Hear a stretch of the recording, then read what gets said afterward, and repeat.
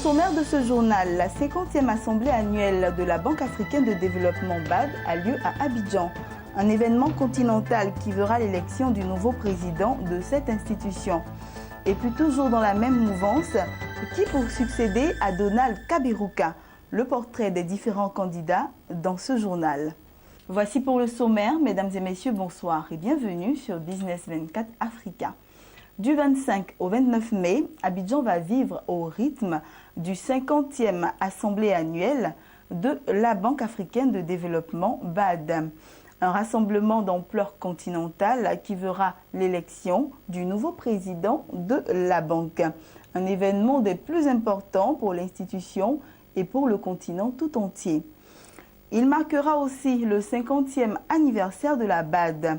En marge des assemblées annuelles de la BAD, ses partenaires l'OCDE et le PNUD ont présenté le rapport 2015 « Perspectives économiques en Afrique ».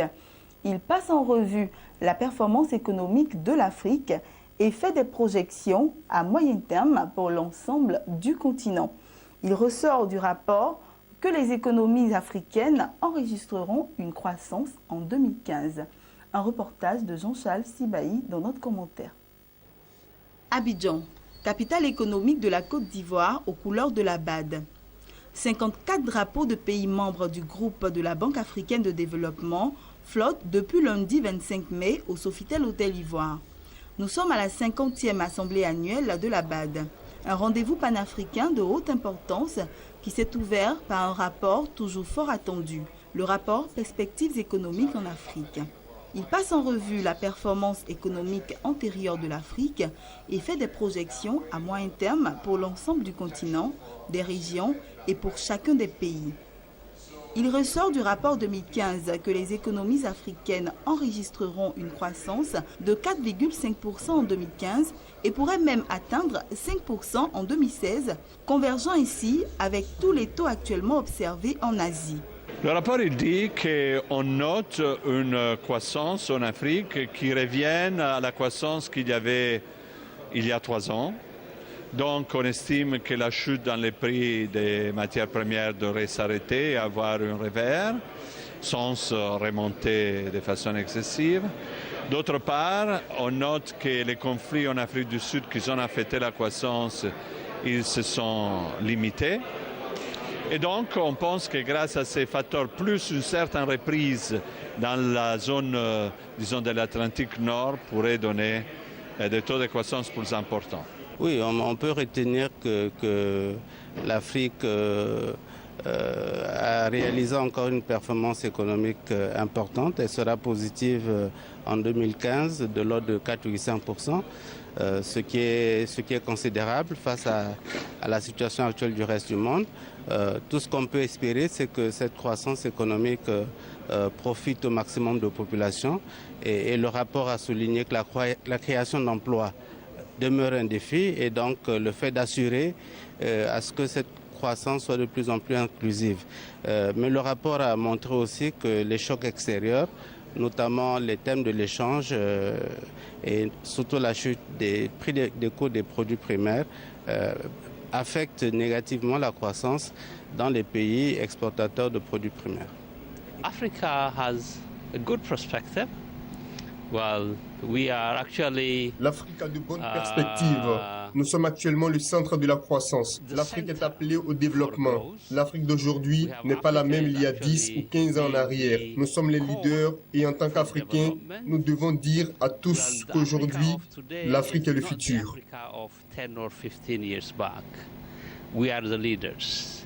And as Africans, we have to speak what Africa is, and we have to really take Africa is the future.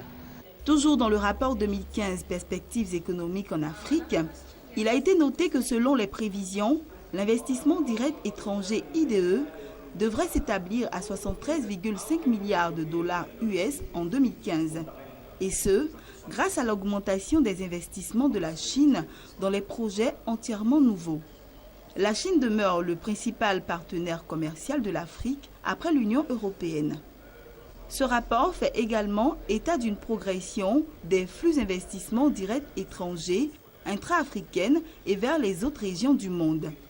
Le rapport 2015 sur les perspectives économiques en Afrique déplore d'immenses inégalités persistantes entre les capitales et l'intérieur des pays et aussi entre femmes et hommes. Il se fait des soucis également sur le tassement des coûts du pétrole et des matières premières, les incertitudes à l'échelle mondiale, les conséquences de l'épidémie à virus Ebola en Afrique de l'Ouest. Le seul défi que je retiendrai, c'est celui de faire en sorte que les résultats soient durables. Vous voyez avec l'épidémie Ebola, cette épidémie a rendu vulnérables les populations, a réduit les perspectives de développement dans un certain nombre de pays. Et donc, il s'agit de faire en sorte que les capacités de résilience soient renforcées pour que la croissance d'aujourd'hui ne soit pas réduite par ces maladies émergentes ou par les facteurs d'instabilité qui minent un certain nombre de pays en Afrique. Autre fait marquant du rapport, c'est le rapport entre stabilité politique et croissance économique. Ces perspectives économiques bonnes sont été également liées à des préalables sécuritaires. Et on voit bien que par rapport aux zones, l'Afrique du Nord par exemple qui est en proie à des conflits, aujourd'hui voit sa croissance baisser. Et on voit aussi que des pays comme le Nigeria et l'Afrique centrale du genre Cameroun et Tchad probablement vont connaître, n'est-ce pas, des situations probablement de réduction à cause du phénomène Boko Haram qui sévit. Donc on voit bien qu'il y a un lien étroit entre la sécurité et la croissance. Donc pour que la croissance soit inclusive, il faut que les pays soient en paix et que la sécurité y règne pour permettre, n'est-ce pas, aux investissements de s'installer et aussi d'assurer les échanges en toute sécurité, en toute quiétude. Si le rapport 2015 sur les perspectives économiques en Afrique se félicite des avancées d'un continent en pleine mutation, une question était sur toutes les lèvres. Pourquoi la croissance applaudie par tous a toujours du mal à profiter aux plus démunis? Nous, on a souvent ciblé la croissance comme l'objectif seul et unique. Alors, je me souviens d'un professeur de moi que je disais, demander à un pays quelle croissance il fait, c'est comme si tu vas avoir un docteur et il te demande seulement ton poids. Donc, surtout dans mon cas, je ne serais pas content. Il y a d'autres indicateurs qui vous disent si vous allez bien ou non. Et donc, il faut qu'on commence à regarder la qualité de vie et pas seulement la croissance comme indicateur. Et je comprends les gens qui disent il y a de croissance, mais je ne la vois pas, parce qu'elle est limitée à une partie de la population. Récemment, j'étais avec Mme Bachelet, le président du Chili. Elle disait que quand elle se déplace dans les municipalités au dehors de la capitale, elle dit le Chili a 24 000 $ des revenus par tête. Beaucoup de gens lui disaient qui a pris mes 23 500 parce que je n'ai que 500. Voilà, les inégalités, il faut les réduire parce que une société, pour être existante et cohésive, il faut que les gens ils se sentent appartenir. Mais les inégalités sont trop criantes. Des fois, les gens ils commencent à dire on n'appartient pas à la même société. Et voilà les tensions, voilà les conflits, voilà les difficultés. Il faut avoir comme objectif la croissance, mais aussi sa distribution, l'éducation, la santé et beaucoup plus. Chaque croissance a besoin de temps pour que toute la population participe à cela. Il y a, même si vous avez beaucoup de politiques mises en place, et je crois beaucoup de pays en Afrique ont fait ça, surtout aussi ici en Côte d'Ivoire, ça prend un peu de temps. Ça ne se fait pas d'un jour à l'autre. Il y a d'abord la nécessité d'une croissance et après la nécessité d'une bonne distribution des biens. Et je crois ça, au moins ici en Côte d'Ivoire, on est en train de faire cela. Jusqu'à ce que tout le monde participe, ça va prendre un peu de temps, mais ça arriver sûrement. Autre challenge à suivre de près en Afrique, la population du continent va tripler d'ici en 2050. Danger à l'horizon ou opportunité à saisir. C'est maintenant qu'il faut agir, selon certains observateurs plutôt optimistes. On note que la croissance démographique est forte et va être de plus en plus forte. Disons qu'on va avoir dans les prochaines décennies en Afrique une croissance démographique qui n'a pas de précédent. Il y a eu une forte croissance en Inde, il y a eu une forte croissance en Chine. Cette croissance démographique a aidé la croissance économique. On estime que 25-40% de la croissance dans ces pays grands est venue par la démographie. Et donc l'Afrique aussi, elle pourrait bénéficier de ça. Toutefois, si les jeunes ne trouveront pas un emploi, alors on risque d'affronter des phénomènes de tension très forts, des phénomènes de migration inconditionnée et aussi, surtout, des tensions sociales. Donc, l'urgence pour trouver des emplois devient de plus en plus forte. Et où est-ce qu'on pourrait les trouver? Alors, le secteur public peut faire des choses, mais pas résoudre le problème. On parle de créer chaque année en Afrique 1 million de nouveaux postes de travail. Alors, ce n'est pas le secteur public, en plus avec ses ressources maigres, qui peut donner une réponse. Ça peut être donc les minerais. Oui, bien sûr, l'Afrique pourrait en avoir davantage, mais on sait que la capacité de créer de l'emploi est limitée dans ce secteur. Les chaînes globales des valeurs, l'Afrique elle pourrait se connecter plus aux chaînes globales des valeurs. Aujourd'hui, seulement 2,2% de la production globale des biens intermédiaires est faite en Afrique. Donc il y a beaucoup plus à faire, mais ça ne sera pas en temps court qu'on pourrait bénéficier de ça. Et donc, eh bien, il faut faire un petit peu de tout ça et surtout, il faut exploiter les énormes opportunités locales qui existent en Afrique pour les Africaines. Une agriculture qui peut produire plus pour les villes africaines plutôt que des produits soient importés. De la manufacture qui peut être faite en zone urbaine comme en zone rurale. Il y a énormément de possibilités en incluant le tourisme et autres choses. Mais ce sont des opportunités fines qui demandent la participation de la population et des autorités locales. Le rapport Perspectives économiques en Afrique, PEA, de 2015, reflète la collaboration étroite et continue entre la Banque africaine de développement BAD, le Centre de développement de l'Organisation de coopération et de développement économique, OCDE, et le Programme des Nations Unies pour le développement, PNUD. La présentation de ce rapport se tient en marge des assemblées annuelles du groupe de la Banque africaine de développement, la 50e du genre à Abidjan, siège traditionnel de la BAD. L'un des temps forts des assemblées annuelles de la Banque africaine de développement, c'est bien l'élection du nouveau président de l'institution. 8 candidats, dont une femme, sont en course pour succéder au Rwandais Donald Kaberuka en fonction depuis 2005. Le récit de Lawani Babatunde. 8 prétendants sont en compétition pour être élus à la tête de la Banque africaine de développement. Le ministre nigérian de l'Agriculture et du Développement rural, Akinwumi Adesina, est né en 1960. Il est titulaire d'un doctorat en agroéconomie à Purdue University aux États-Unis. Il veut consolider les succès de la Banque africaine de développement et la positionner pour efficacement faire face aux nouveaux défis. Soufiane Ahmed, ministre éthiopien des Finances et du Développement économique, est né en 1958. Il a un master en sciences de développement et planification économique. Pour lui, la Banque africaine de développement doit jouer son rôle le plus pleinement possible en profitant des opportunités extraordinaires qui existent tout autour des Africains. Jaloul Ayed est lui tunisien. Il est né en 1951. Il a un master en économie à l'Université du Maryland aux États-Unis. Actuellement président de la Med Confédération et ancien ministre des Finances, Jaloul Ayed entend transformer les richesses insoupçonnées de l'Afrique dans l'intérêt de tous les Africains, tout en avançant sur la juste voie du développement durable et inclusif. Kordje Bedoumra est né en 1952 de nationalité tchadienne. Il est sorti ingénieur civil des télécommunications de l'École nationale supérieure de télécommunications Subtélécom de Paris en France. Kordje Bedoumra veut agir pour une Afrique émergente. Une femme parmi les candidats, Christina Duarte, est capverdienne. Elle est née en 1962. Elle occupe actuellement le poste de ministre des Finances et de la Planification du Cabo-Verde. Christina Duarte est titulaire d'un master en management international à American Graduate School of International Management dans l'Arizona aux États-Unis. Elle veut faire de la BAD le moteur de l'Afrique.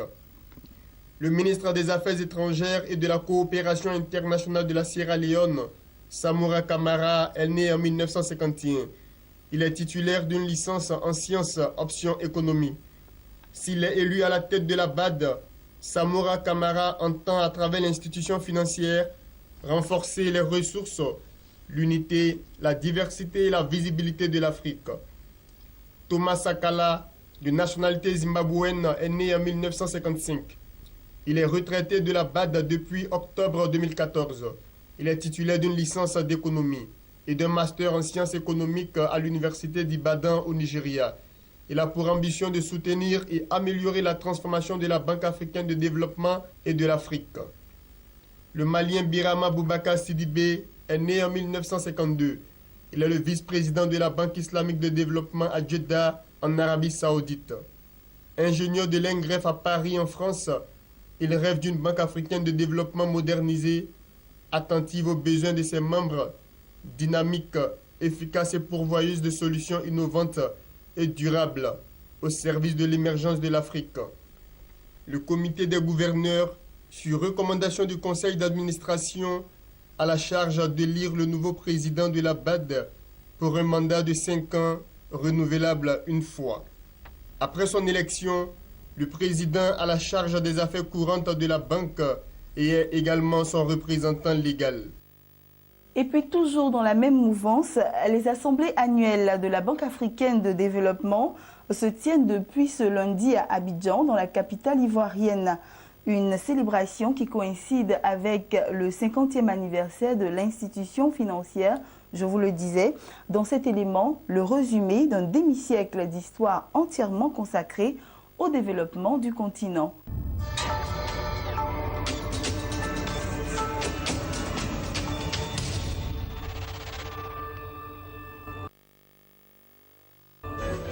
When the OAU was created and the African Development was created, there were just about 28 independent African countries. What were in the minds of the founding fathers? One was the independence and self-determination of all the peoples of Africa. The second thing was unity in Africa. And the third thing was development. La Banque africaine de développement célèbre ses 50 ans d'existence. 50 ans au service de l'Afrique. Chaque président a été fidèle aux idéaux de ses pères fondateurs. Lutter contre la pauvreté et promouvoir une croissance économique durable sur le continent. La BAD est devenue la première institution de financement du développement en Afrique. De 370 millions de dollars à sa création, son capital atteint aujourd'hui 100 milliards de dollars. La banque obtient une note AAA sur les marchés internationaux. En un demi-siècle, la BAD a su mobiliser et investir plus de 103 milliards de dollars dans les secteurs clés de l'économie des pays membres régionaux. La banque a ainsi aidé à la construction d'infrastructures routières, ferroviaires, maritimes, à la production d'énergie et aux télécommunications. Elle soutient le développement de l'agriculture et de l'industrie. La BAD investit dans le développement du secteur privé africain, accompagne le renforcement des institutions par la promotion de la bonne gouvernance et de l'obligation de rendre compte. Elle participe au développement du capital humain en investissant dans la santé, l'éducation et les technologies. La banque intervient dans tous les pays du continent, quelle que soit leur taille et leurs moyens, et surtout auprès des segments les plus vulnérables de la population. L'institution s'est rendue plus proche de ses clients que sont les gouvernements africains et les populations du continent. Elle a des bureaux dans plus de 30 pays. Dans les années 70, elle introduit à l'intention de ses membres les plus démunis les prêts concessionnels à faible taux d'intérêt assortis de longues durées de remboursement. Dans les années 80, elle ouvre son capital à des pays non africains, élargissant ainsi le cercle de ses membres. Dans les années 90, la banque octroie des prêts au secteur privé africain. Dans les années 2000, elle accentue ses interventions dans les États en situation de fragilité, pendant qu'elle augmente considérablement le volume de ses prêts au lendemain de la crise financière mondiale. Et pour les années 2010, elle se lance dans la promotion d'une croissance non seulement forte, mais partagée et vraiment durable. La banque a la volonté d'intégrer tous les groupes d'âge et toutes les zones géographiques. La BAD place en particulier les femmes au centre de sa vision, non seulement pour la reconnaissance et la défense de leurs droits, mais aussi pour libérer leur potentiel économique.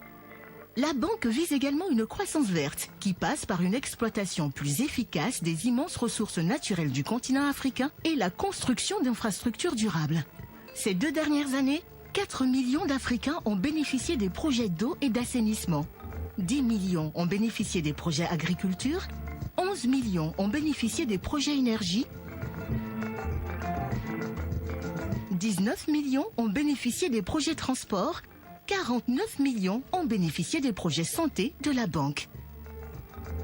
La Banque africaine de développement n'est pas seulement une banque, c'est une institution de développement des connaissances qui défend l'Afrique. Une force vitale dans les recherches de sources de financement. La Banque africaine de développement, 50 ans d'existence, 50 ans au service de l'Afrique.